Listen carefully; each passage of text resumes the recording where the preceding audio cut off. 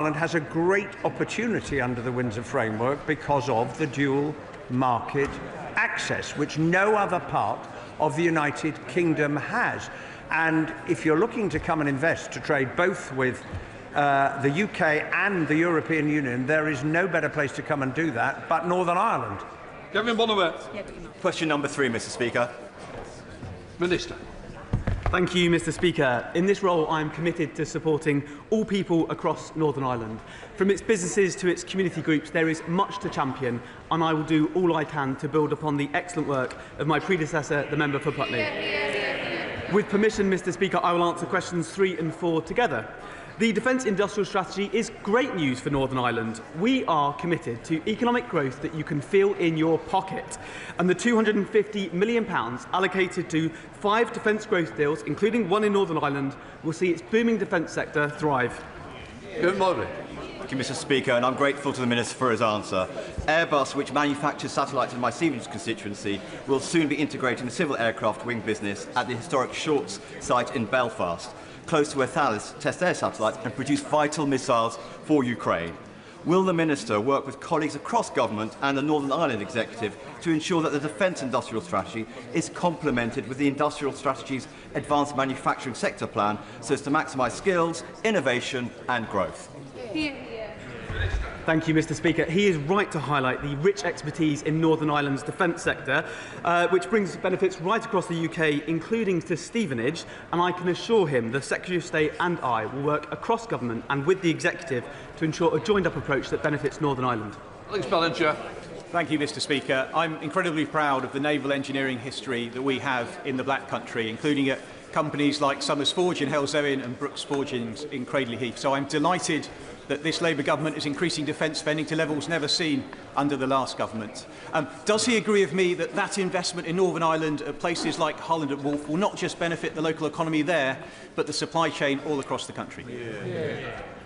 He's absolutely right. I warmly welcome this investment, and I know my honourable friend is rightly proud of the defence expertise in his own constituency. Backed by this Labour government, increasing defence spending to 2.5%, Holland and Wolf is building the next generation of support ships for our Royal Navy. We are safeguarding jobs, skills and our future security. Rick Campbell. Mr. Speaker, I welcome the Minister to his place and also welcome the Defence Growth Deal. Would he agree with me that what needs to happen now is that he needs to work with the Northern Ireland Executive to ensure that the supply chain within Northern Ireland extends beyond Holland and Wolf and beyond the Greater Belfast area so that everyone in Northern Ireland can benefit from what is potentially a life-changing development for industry in Northern Ireland?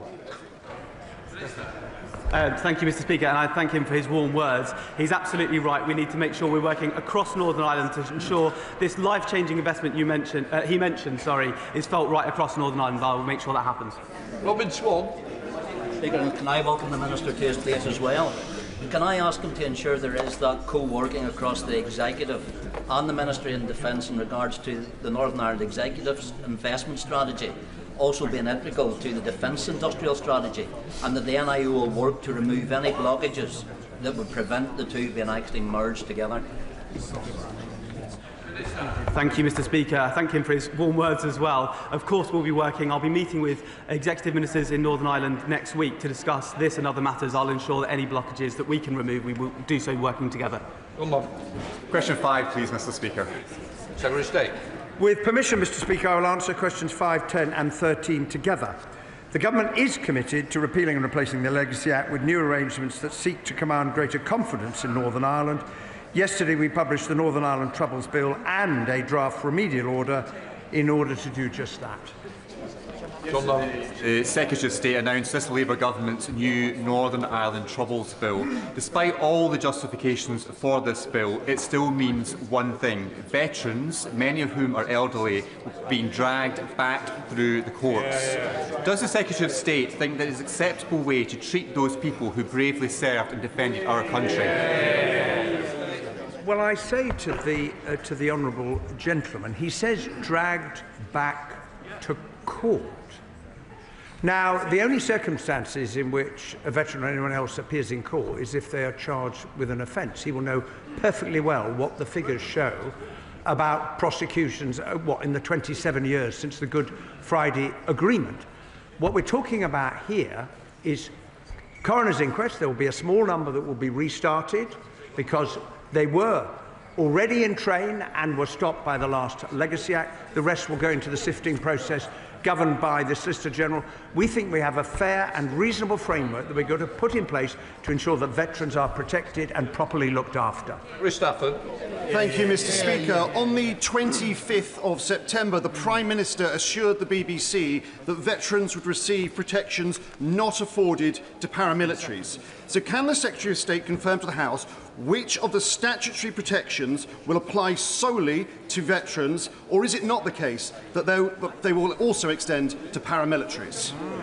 Well, I'll give him one example, which is representation of veterans on the statutory advisory group, drawing on the experience of Operation Canova that will be established.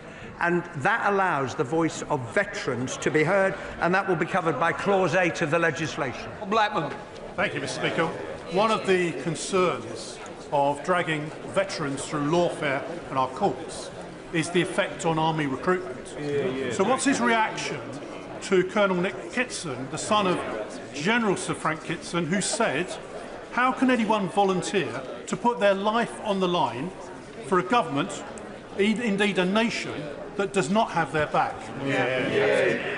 Well, I would say to the honourable gentleman, I meet many cadets who are very keen to join the armed forces, and we should pay tribute to all of those that are offering their services to the nation in defence of the realm, and we should not talk down the importance of that recruitment effort. I think if anybody looks in the round at what we are putting forward, they will think it is reasonable, and I've met many veterans, as the Veterans Commissioners have said, who will argue we're not looking for immunity under the law, which is what the Legacy Act gave. They're looking for fairness under it, and that is what we will provide.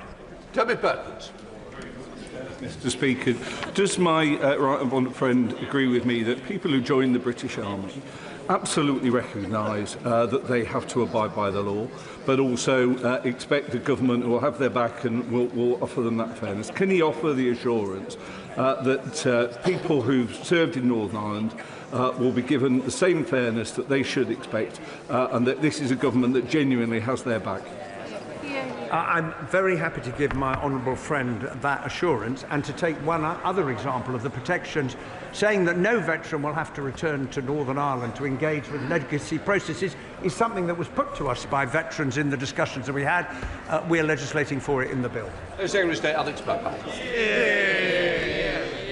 Thank you, Mr. Speaker. This morning, unusually, I rise to congratulate the government on having admitted a terrible mistake. Earlier this year, this side of the House voted against Labour's draft remedial order, which would have allowed Gerry Adams to sue the taxpayer. So we welcome the fact that yesterday the Labour Party amended that order. But the question remains, why did they ever bring forward such a ridiculous policy in the first place? Well, I hope that the honourable gentleman would say not only congratulations, but I hope that that is the spirit in which these discussions about legacy matters will continue. Because when I say I'm prepared to listen, I mean it. But I would just point out to him the problem arose because of the Supreme Court judgment, as he's well aware. For just over 2 years, the last government couldn't find a solution. The one that was put in place didn't work because it was found to be incompatible, but I have reflected on the point that was made in representations, and this will ensure that there is no gap, as it's been referred to, but we have found a mechanism which we believe will achieve what 46 and 47 sought to do but failed. Alex Burkhardt. Well, I invite the Secretary of State to look at his own legislation, because clauses 89 and 90 are markedly similar to the sections that we left him. Now, this side of the House may have won the battle over this, but we still haven't won the war to protect our veterans from vexatious complaints. But isn't it the truth, Mr. Speaker, that if it hadn't been for months of campaigning, by the Conservative Party, by the Shadow Defence team, by the media, reports from Policy Exchange, which may now well have saved the taxpayer hundreds of millions of pounds, Labour would have stuck to their plan and allowed Mr Adams and his comrades to sue anyway. Well, I indicated to the House quite some months ago that we were determined to find a means of dealing with the Supreme Court judgment in 2020 on the subject of the Carltona principle. That is what our proposed legislation will seek to remedy. We think it's a better formulation than 46 and 47. I look forward to his support in passing it. Andrew Rosendahl. Number 6, Mr Speaker. Thank you, Mr Speaker. The Government is committed to safeguarding Northern Ireland's place in the UK internal market and implementing the Windsor Framework in good faith. The internal market scheme enables traders to move goods from Great Britain into Northern Ireland tariff-free, and since May with significantly reduced paperwork and checks.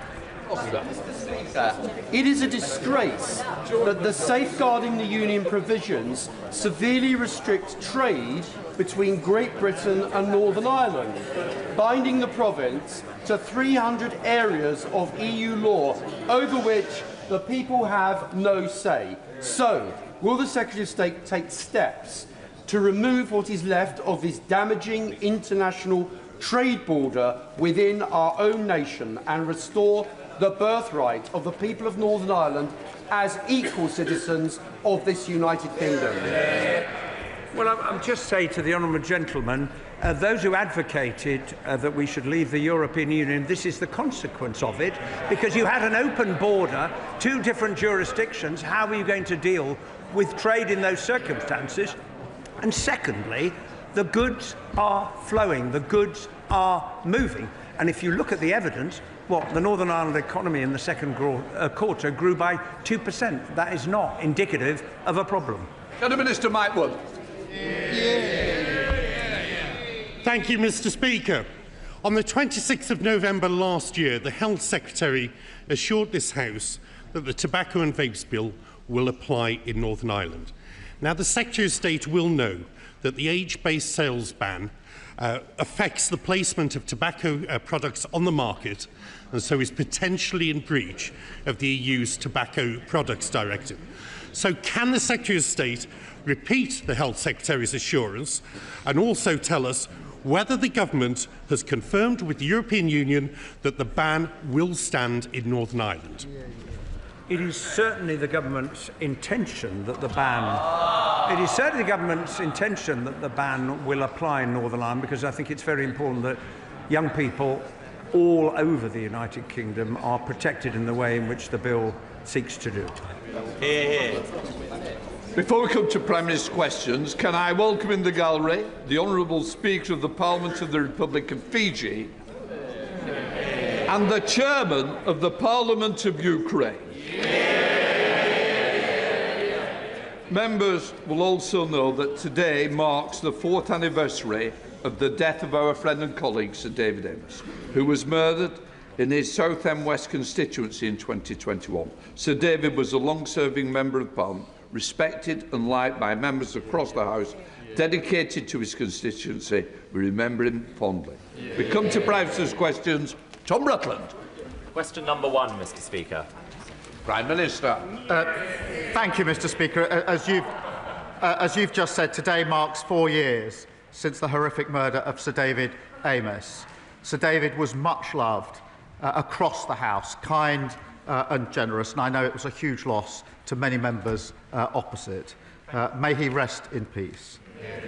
As we remember Sir David and our friend Joe Cox, of course, I want to take this opportunity to condemn unequivocally the death threats made against the honourable member for Clacton. I know the House will welcome the justice that has been done. Whatever our disagreements, we are all parliamentarians, and I won't stand for violence or threats against our democracy. Mr Speaker, on that point, may I update the House on the China spy case? I'm deeply disappointed by the outcome. We wanted to see prosecutions. Mr Speaker, I know just how seriously, rightly, that you take these matters. National security will always be the first priority of this government, and we will always defend against espionage. In recent weeks, there have been baseless accusations put about by the party opposite. Let me set out the facts. The relevant period was when these offences took place.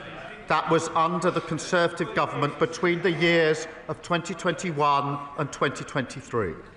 This period was bookended by the integrated review of 2021, the beginning of the period, and the refresh of that review in 2023, setting out their policy. These statements of government policy were very carefully worded to not describe China as an enemy. Instead, somebody who is on the Speaker's panel, I've told once before, should know better. Do not question my judgment. I thought it was important that the Prime Minister tells this House first rather than somewhere else. So please, this is very important to me and very important to the House. I take it seriously, so I don't need any more side comments. Thank you, Mr. Speaker. The review of 21 and the refresh of 23 were very carefully worded to not describe China as an enemy. Instead, they stated increased national security protections where China poses a threat, and that the then government would engage with China to leave room open for constructive and predictable relations. The Deputy National Security Advisor, Matt Collins, set out the then government's position in a substantive witness statement in 2023, which was subsequently supplemented by 2 further short statements. The Cabinet Secretary assures me that the DSNA faithfully set out the policy of the then Tory government. I know firsthand that the DSNA is a civil servant of the utmost integrity, and those opposite who worked with him, I'm sure, would agree with that assessment. Under this government, no minister or special advisor played any role in the provision of evidence. I can't say what the position was of the previous government in relation to the involvement of ministers or special advisors. If the Leader of the Opposition knows the answer to that question, and I suspect that she does, I invite her to update the House. Last night, the Crown Prosecution Service clarified that, in their view, the decision whether to publish the witness statements of the DSNA is for the government. I therefore carefully considered this question this morning, and after legal advice, I have decided to publish the witness statements. Given the information contained, we will conduct a short process, but I want to make clear I intend to publish the witness statements in full. Let me say this, to be clear, had the Conservatives been quicker in updating our legislation, a review that started in 2015, these individuals could have been prosecuted and we would not be where we are without. I'm happy to answer any questions on this. Mr. Speaker, this morning I had meetings with ministerial colleagues and others. In addition to my duties in this House, I shall have further such meetings later today. Thank you, Mr. Speaker. Last week I visited Rayner, a world-leading provider of cataract solutions based in Worthing, a winner of this year's King's Award for Enterprise Innovation and a fantastic employer of local apprentices. So can I welcome the government's ambition to get 2/3 of our young people into an apprenticeship, further education or university, and ask the Prime Minister what he will do to ensure that every young person in East Worthing and Shoreham has the skills they need to thrive? Thank you for his question. We want a country where young people are supported, where the quality of teaching is raised and every skilled apprentice is valued and respected. We've set a new target of 2/3 of young people to be in apprenticeships or university. That will smash the glass ceiling and renew our country. Mr. Speaker, we've supported this with record £3 billion budget for more apprenticeships, more technical colleges and guaranteed training, apprenticeship or work for all 18 to 21-year-olds. The Opposition, Kemi Bell. Mr. Speaker, thank you for marking 4 years since the terrible murder of Sir David Amess. I know that the whole House will want to join me in remembering our former colleague. He is very much still in our hearts and minds. The way he died reminds us that the security of members and this Parliament is paramount. So it concerns us all that the case against two people spying on members of this House has collapsed. It is simply unbelievable. Exactly as I expected, the Prime Minister had to be dragged out at the top of PMQs to give a statement that answers no questions. I don't know what they're laughing. I don't know what they're laughing at. We are talking about the security of this Parliament. He had to be dragged out to repeat only more obfuscation. It is simply unbelievable. It is simply unbelievable that he is trying to say the last government did not classify China as a threat. So I will refresh his memory. In 2021, the previous government's integrated review described China as the biggest state-based threat to the UK's economic security. In 2024, the Minister for Security said from that dispatch box that China poses a threat. But let's leave aside the government. In 2022, the Director General of MI5 in November classified China as a threat in his remarks. How is it possible that the government failed to provide the evidence that the CPS needed to prosecute? The substantive evidence was provided in 2023 by the previous government. That is when the witness statement was submitted. I am going to disclose it. They will all be able to read it. The substantive evidence was written and disclosed and submitted in 2023 under the last government. I noticed she didn't indicate whether ministers were involved in that at the time.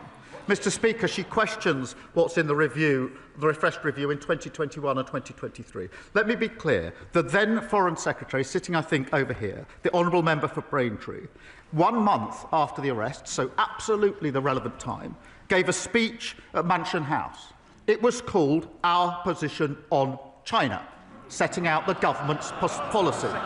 He said in that speech, summing up China as a threat in one word would be, his words, impossible, impractical and, most importantly, unwise.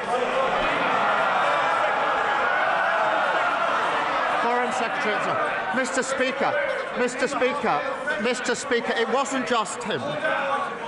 Mr. Speaker, the Leader of the Opposition was Business Secretary at the time. In September 23, the Leader of the Opposition said, her words, September 23, the relevant year, her words, we should certainly not be describing China as a foe.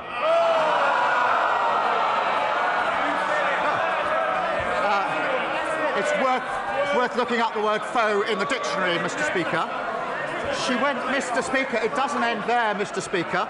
In September 2024, the Leader of the Opposition said this, I quote, I have shied away from calling China a threat. She is playing politics with national security. The Prime Minister can read the beginning of a quote. Let me finish that quote. At the end of that quote that he just read out, I did describe China as a threat. But this whataboutery that he is doing neglects the fact that those spies were charged under a Conservative government. They were let off under Labour. He has not answered any questions. On Monday, Mr. Speaker, on Monday, the Security Minister repeatedly told the House that ministers did not take decisions, that it was the Deputy National Security Advisor who had full freedom. Is the government seriously saying that only one man, the Deputy National Security Advisor, had anything to do with this failure? Is he seriously saying that the Deputy did not discuss with the National Security Advisor, did not discuss with the Home Secretary or with anyone in Downing Street? Is the Prime Minister seriously saying that? Yes. Mr.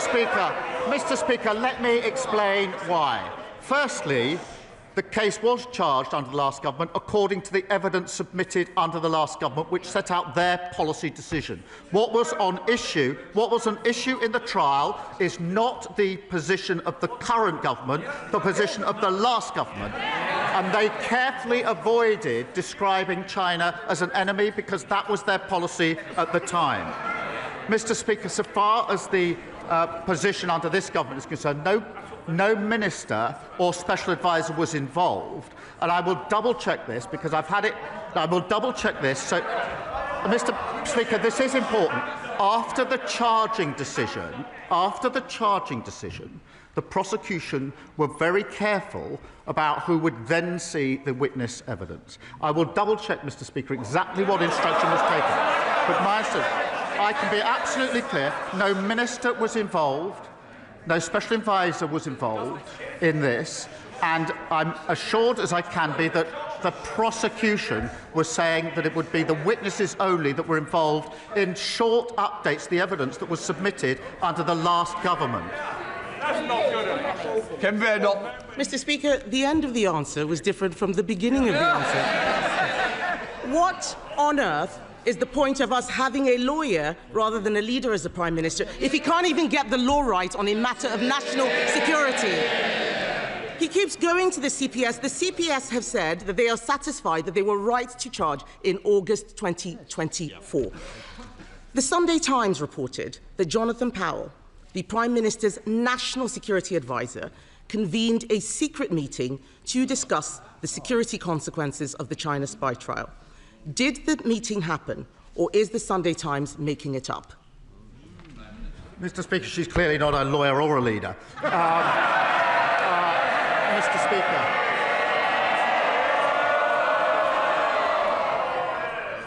The problem for her is I do actually understand the law. I know what's got to be proven. I've also looked at the evidence. That was put in under the last government in relation to this case. There was a meeting in September.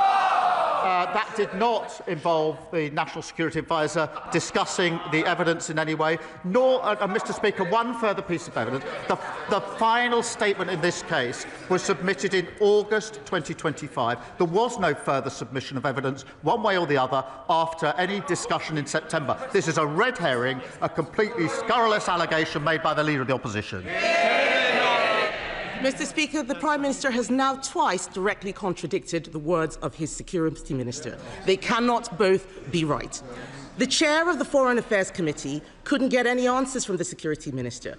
The CPS said that they were satisfied that the decision to charge the case in April 2024, not August, in April 2024, was correct on the basis of where the law stood at that time. This is a matter of fact. It is not a matter of what the previous government had thought. It is not a matter of it not meeting a legal test. It did. Something must have changed when the charges were brought and when the case collapsed. The charges were brought under us. The case collapsed under them. Can the Prime Minister tell us what changed and what collapsed the case? Mr. Speaker, I've said I will publish the witness statements in full. The whole House will then see exactly what was set out in 2023 in the substantive witness statement and exactly what was set out in the two supplementary witness statements, and she will then realise what she's just said is entirely baseless. Mr. Speaker, the CPS has said in the clearest terms that this prosecution was dropped because this government did not provide the statement they expected.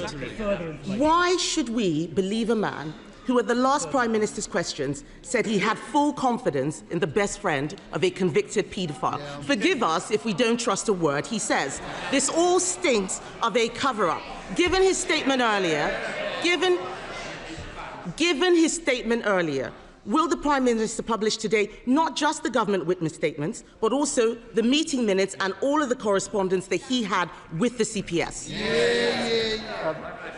Mr. Speaker, let me be clear. The only process I want to go through is in relation to some of the individuals in the statements to make sure they know it's coming out. I can assure the House there's no substantive delay here. I know it is of concern to a number of people, acute of concern to them. I will have the statements out in full. There is a bit of proper process I need to go through. The honourable member will understand why that's necessary. Then they'll be published in full. She asks about minutes, etc. There is a usual rules and process for government. But I remind her that the substantive issues in this case were discussed at meetings under the previous government. So they're asking me to disclose the discussions that they had in relation to the witness statement in the first place. Mr. Speaker, you deserve better, and this House deserves better than the evasive answers that we have had from the Prime Minister. Even the former Cabinet Secretary, Lord Butler, has accused the government of being economical with the truth on this issue. The Prime Minister can't tell us why Jonathan Powell had a secret meeting which the Security Minister said he had no involvement in the case. He can't tell us why his government did not provide evidence that China was a threat. I suspect those statements won't prove it either. He's blaming his civil servants. He's blaming the media. He's blaming the last government. He cannot explain why he could not see this case through. He should have seen this case through. And let me be clear, Mr. Speaker, about what has happened. A serious case involving national security has collapsed because this government is too weak to stand up to China. And if the Prime Minister cannot protect the members of this House, what does that say about his ability to protect this country?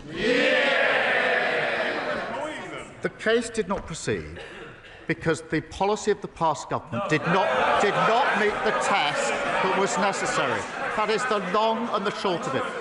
Far from evading, I have said I will disclose the full witness statements that set out exactly what was in the witness statements, exactly what the subsequent statement says, and the allegation that somehow they were changed, that the first statement and the second statements are different, is completely and utterly unfounded.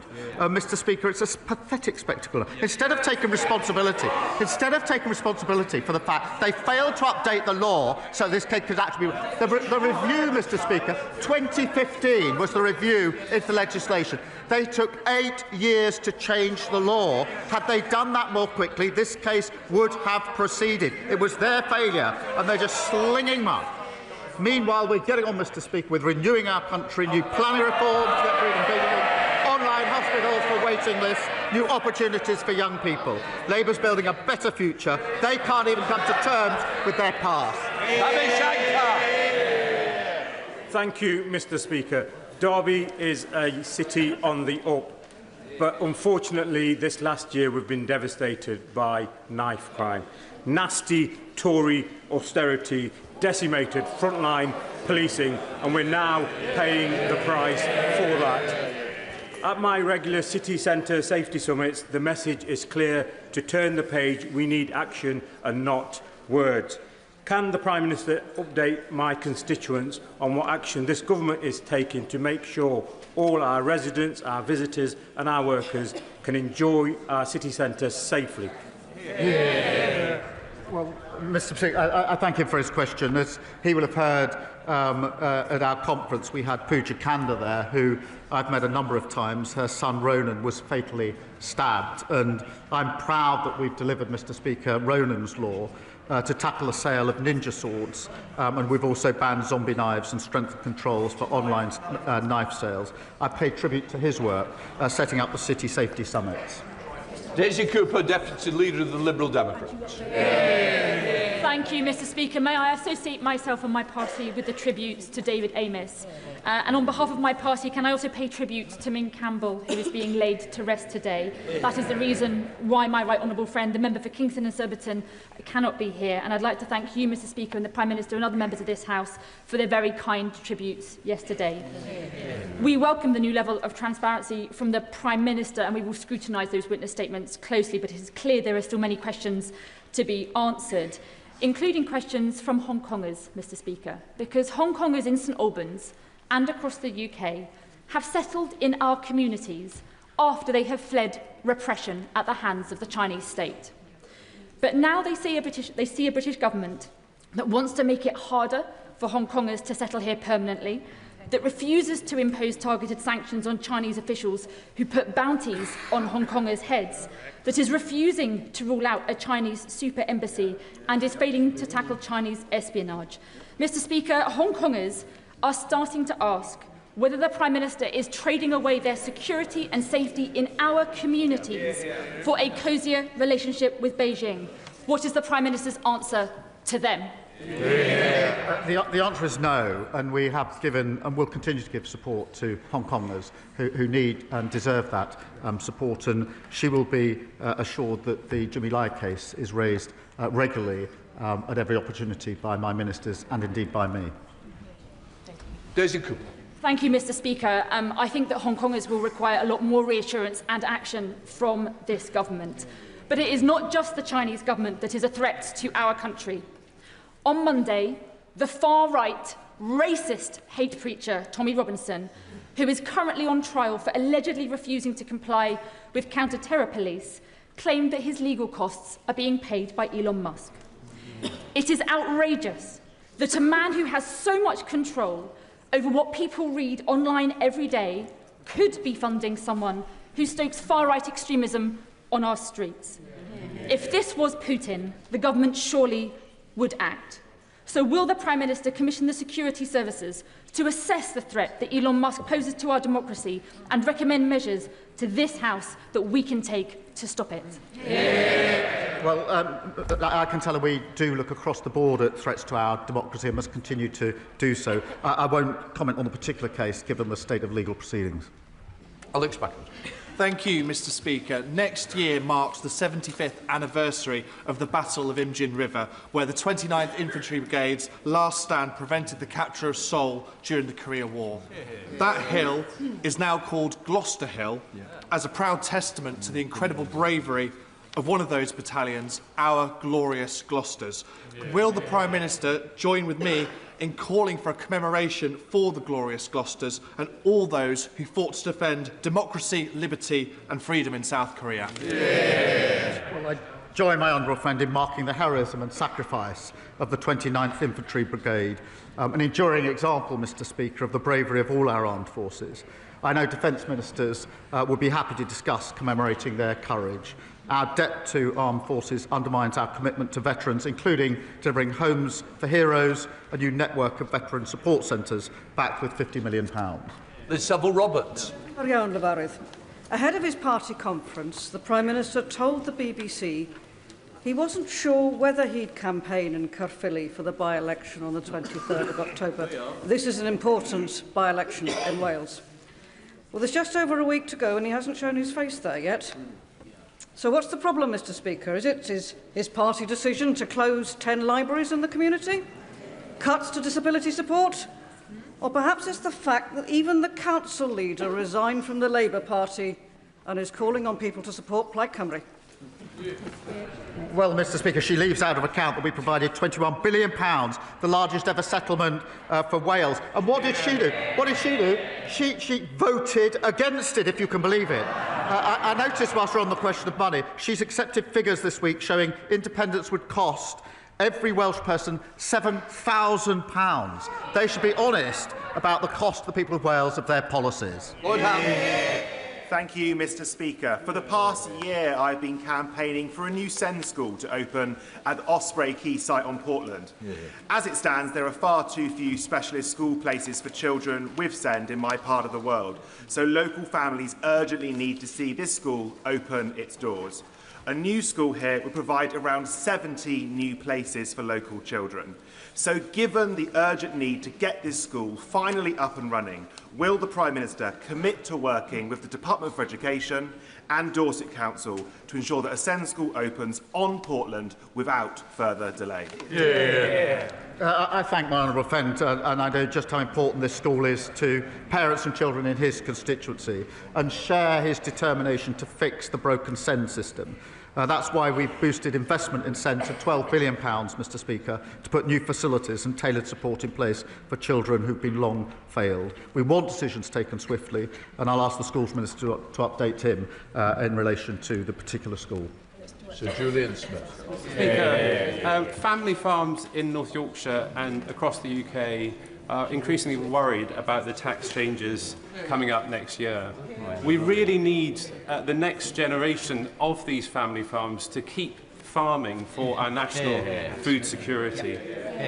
SEND Tax has produced an excellent detailed academic report proposing a number of compromise amendments and changes that would both deliver to the government and protect the family farm. I realise he cannot comment about the budget, but could I ask him and the Chancellor to look at this report as they prepare for the end of November budget? Well, I agree with him that food security is national security. I do believe our reforms strike the right balance and enable investment in public services to rural communities that they rely on. I do thank him for drawing my attention to the report. He's right to do so.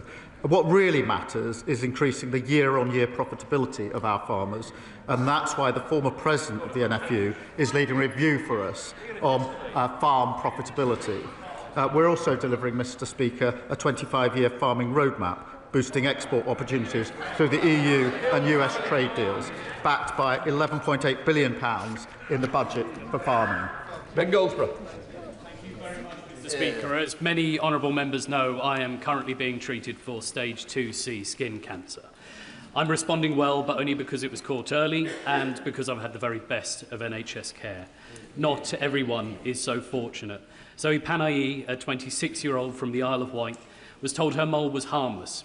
She had it removed privately, but proved to be malignant. She tragically died in 2020. Her family, Charlie and Eileen, in the gallery today, have shown extraordinary courage, working with my honourable friend, the member for the Isle of Wight West, and me to campaign for Zoe's law, compulsory testing of all moles to be removed. Will the Prime Minister meet with us and Zoe's family to discuss how we can make this a reality? Well, on behalf of the House, can I wish my honourable friend the very best for his recovery? I know this is a deeply personal campaign for him, a campaign that's also supported by my honourable friend for the Isle of Wight West. Can I send my deepest sympathies and pay tribute to Zoe's family who are with us today. Their bravery is staggering, and I share their determination to improve cancer survival rates. That's why we're investing billions to see earlier diagnosis, faster treatment of cancer, and developing a national cancer plan. In relation to a meeting, yes, of course, we will get that set up. And if the family are available and it's convenient, and I don't know whether it is, I will ask the Health Minister to meet them later on today, or at the earliest opportunity if that's not convenient, so that they can have that discussion. Bedford. Thank you, Mr. Speaker. Business confidence has fallen for 5 consecutive quarters, and Rix has said there is significant concerns in the housing market. Now, the Prime Minister could inject some confidence back into the economy. He could help working families get onto the housing ladder, and he could even simplify the tax affairs for his cabinet if he adopted the policy advocated by the Leader of the Opposition in scrapping stamp duty on residential properties. Now, will the Prime Minister at least commit that he won't be raising property taxes in his nightmare before Christmas budget? Well, Mr. Speaker, we're certainly not going to be following the Leader of the Opposition. She unveiled what she called her golden economic rule, I think it was. That involves, on the one hand, £47 billion of spending cuts. That's a fifth of the NHS budget, with not a shred of detail about where the money would come from. The Institute for Government said it was on shaky foundations. More unfunded tax cut, more austerity for public services. They haven't listened and they haven't learned. Sam Rushworth. Thank you, Mr. Speaker. Between 2021 and 2023, 41 mental health patients in the care of Teessask and Weir Valley NHS Trust lost their lives, leading to a damning report by NHS England and calls from my constituents for a public inquiry. And it's not just historic. My surgeries are still filled with harrowing stories of failure. Will the Prime Minister join my calls, therefore, for a public inquiry to get to the bottom of what went wrong and to rebuild confidence with new, more appropriately sized local NHS mental health trusts which are fit to serve our constituents? Well, my honourable friend has been a strong advocate for his constituents on this issue. The Health Secretary has met the families affected by these failures twice, I think, this year to hear their stories. And I want to be clear that what happened to their loved ones is unacceptable. The Health Secretary is currently considering the best way forward so the families will get the answers that they deserve. It's right that they receive any update first, but I can assure him that we'll provide that update just as soon as we're able to do so. Becca Smith. Thank you, Mr. Speaker. Later Later on this afternoon, I'm going to be launching a small business survey so that the 3,000 SMEs in my constituency who employ thousands of my constituents can have their say about what it's like to run a business under a Labour government and what their concerns are ahead of the budget. However, Mr Speaker, I want to give the right honourable gentleman the opportunity for me to share a word of hope from him ahead of the budget. So will he tell my constituents that he has heard the pleas of SMEs and their frightenedness about the budget, and that he will scrap business rates for hospitality and leisure, that he will scrap the family business and family farm tax, and that his government will commit to no further tax rises for business? Mr Speaker, just a few months ago we published our small business strategy. That was based on what small businesses take to it. I'll make a copy available to her so she can give one to every member of her constituency before they fill in the survey. Dixon. Thank you, Mr Speaker. This government is renewing Britain's, and for the benefit of the Leader of the Opposition, that's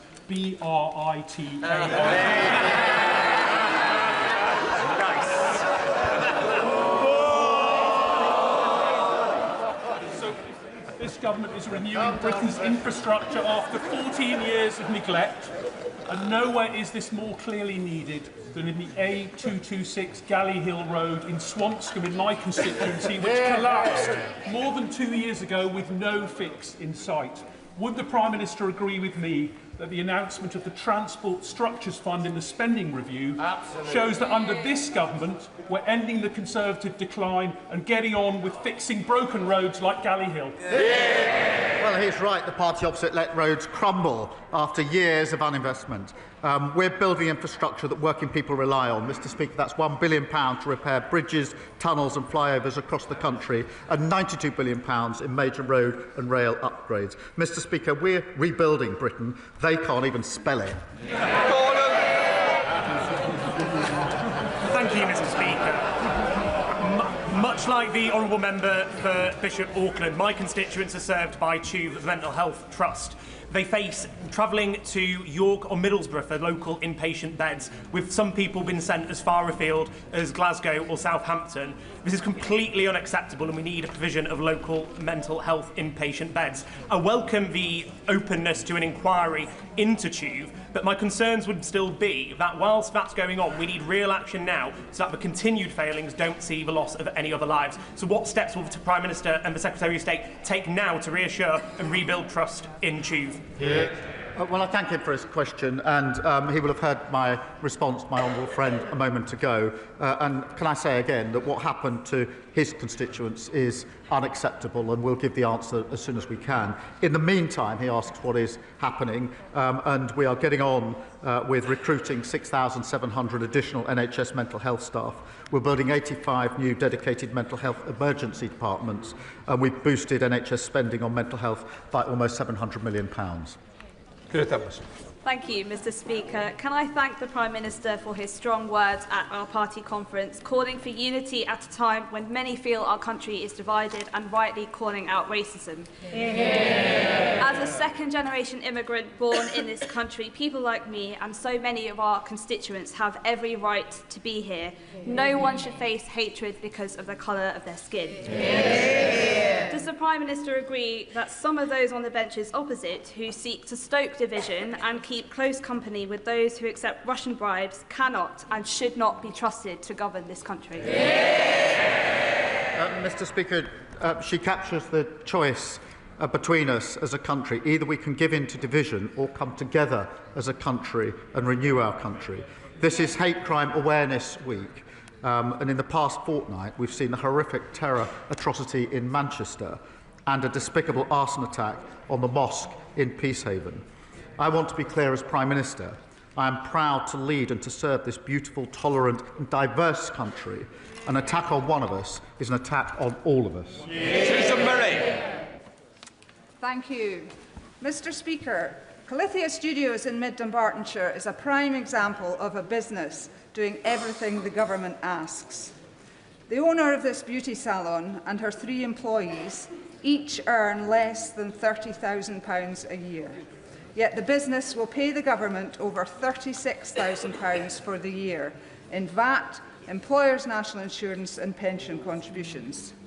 Does the Prime Minister think it's fair the hard-working owner who is providing jobs and training on the high street contributes more to the exchequer than she earns in a year?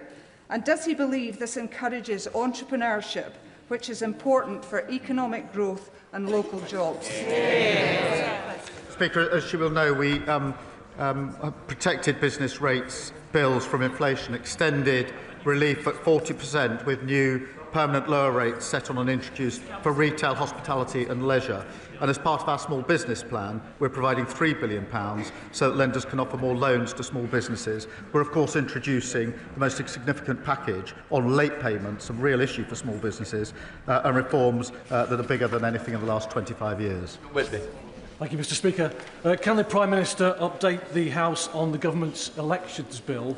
And does he agree that, in light of recent court cases and the conviction of Reform's former leader in Wales, that no party whose leaders take Russian bribes can be trusted to defend our democracy? Mr. Speaker, Labour is introducing an elections bill to protect our democracy from foreign interference. But look at Reform. The member for Clacton and his deputy worked alongside someone who took money to spread Putin's propaganda. Whatever their denials, they have serious questions to answer about what they knew. But that is the choice. Kremlin cronies sowing division or Labour patriots working for national renewal. John Turgendar. Thank you, Mr. Speaker. The lines that we've heard from the government in recent days have been a conflation of fabricated stories, trying to set up straw men and knock down things that have not been said. Yes. The real question in this whole debate is whether or not the DPP charged legally and properly. If they did, then the OSA is valid, and all this talk about the National Security Act that I introduced is completely irrelevant. If they did not, why is he not charging his successor with abuse of power? Well, we know the reality, Mr. Speaker, because although he has answered the question about evidence, the real question is what political direction did this government give to their officials before they went to give evidence? Absolutely none. Absolutely none. And I will also tell him this. I was the Chief Prosecutor for 5 years. And I can say,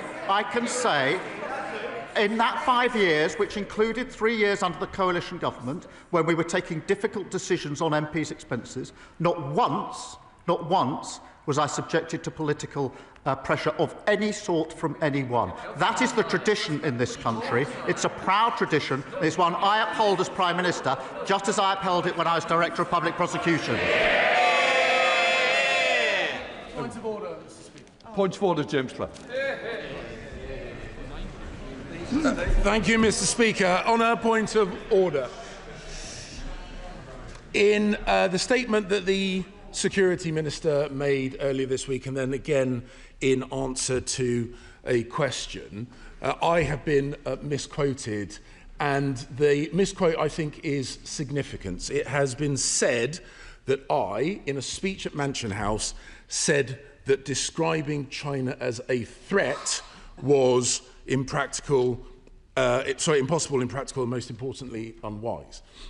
The quote was that describing China as one word, or our policy in one word, is impossible, impractical, and most importantly, unwise. And, Mr. Speaker, in that speech, I went on to say that our policy, first, we will strengthen our national security protections wherever Beijing's actions pose a threat to our people or prosperity. And I finished by saying, and when there are tensions with other objectives, we will always put our national security first. How can I get redress for this misquote, Mr. Speaker? Do you want to come back? No. What I would say is, look, you put it on the record. It is there now for all to see. I will now leave it at that stage. That completes Prime Minister's.